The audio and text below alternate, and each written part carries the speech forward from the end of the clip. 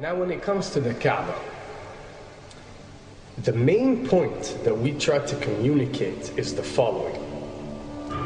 In Islam or in the Quran, God teaches that if all mankind and if all the jinn combine to sin and move away from God, then God doesn't lose one atom's worth of his kingdom. And if mankind and jinn combined to dedicate every second of their life to prayer and to worship of the one God, then God's kingdom doesn't gain one atom's worth as well. What does this philosophy teach you? It teaches you that God is not in need of you, or your practices, or your worships, or your prayers. You are in need of these practices and these worships.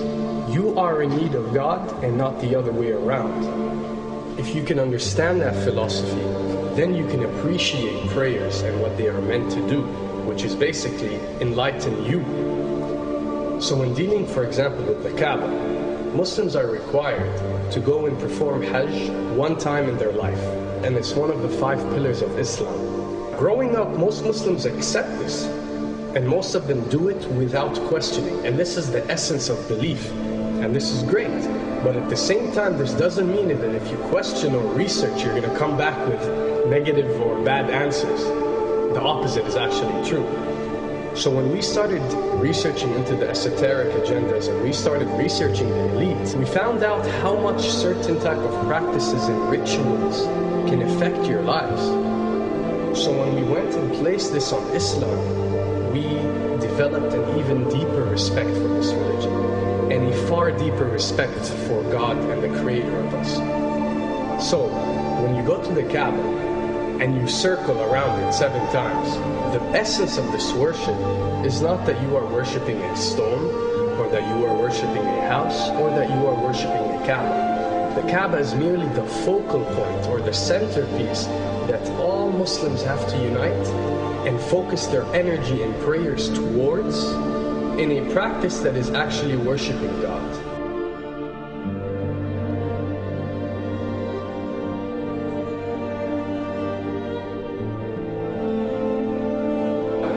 Now, going in circles counterclockwise does not break you away from time and space.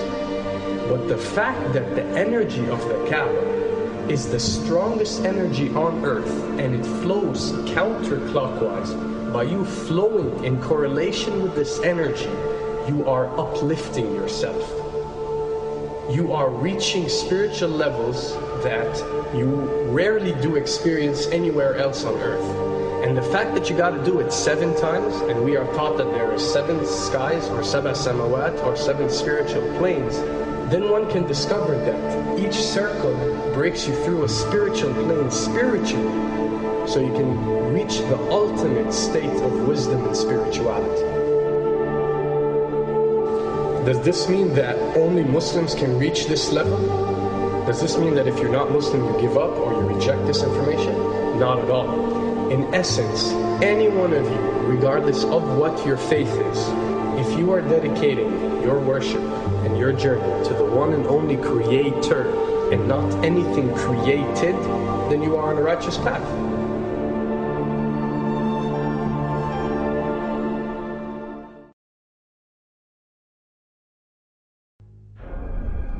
To begin with, the significance of 911.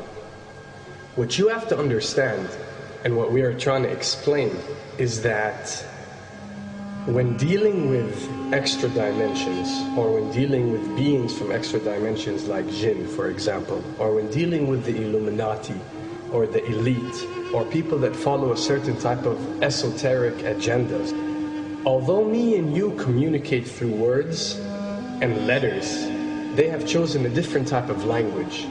And this is a cross-boundary type of language. This is a language that goes across the boundaries, understood by all.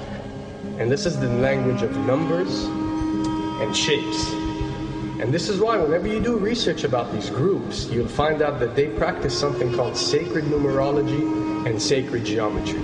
What does this mean? It means that each number is given a meaning. Each shape is given a meaning. A meaning is communicated whenever a shape is presented or a number is presented by these specific groups.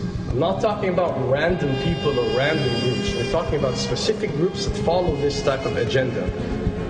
When numbers are used, it signifies a certain type of meaning. When shapes are used, the same is followed. So, in their definition, in a numerological sense, 10 is the Alpha and the Omega, or the God. 11 is a step above God. 101 is a step above God. 911 or 911 is the skipping of God. It is the ultimate challenge. It is going from number 9, which has a specific meaning, to number 11 without going through 10. It's skipping God. So it's no coincidence that this event that we call 911 today took place on 911. It is the ultimate challenge. So now that we understood what 911 means, what other practice do we do that deals with 911? Calling a number whenever you are in an emergency. Now, creating an institution that helps people whenever they are in need of help and whenever they are experiencing an emergency is fine. There's nothing against it. There's no religion, there's no logical person on earth that will tell you this is wrong. But when you understand how sinister that these elite are and the way they work on a level that's way beyond what you think. So the fact that when you're experiencing an emergency or when you are in need of help, you have to pick up a phone and dial 911, which is the ultimate numerological definition of skipping God, then you'll understand how these people work.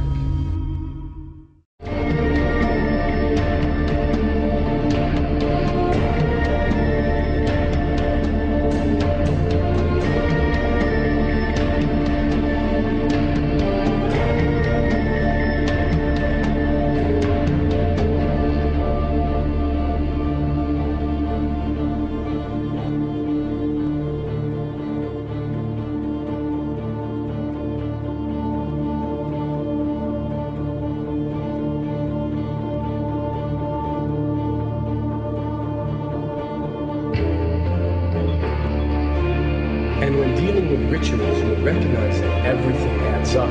For something to be a ritual, everything has to be in place, everything has to be perfect. And my advice is, if you want to recognize that something is satanic, it has to add up in all sense. The numbers have to add up, the shapes have to add up, the event has to add up, it has to have one general meaning. The pieces of the puzzle fit perfectly. That's when you recognize that something is ritualistic or satanic.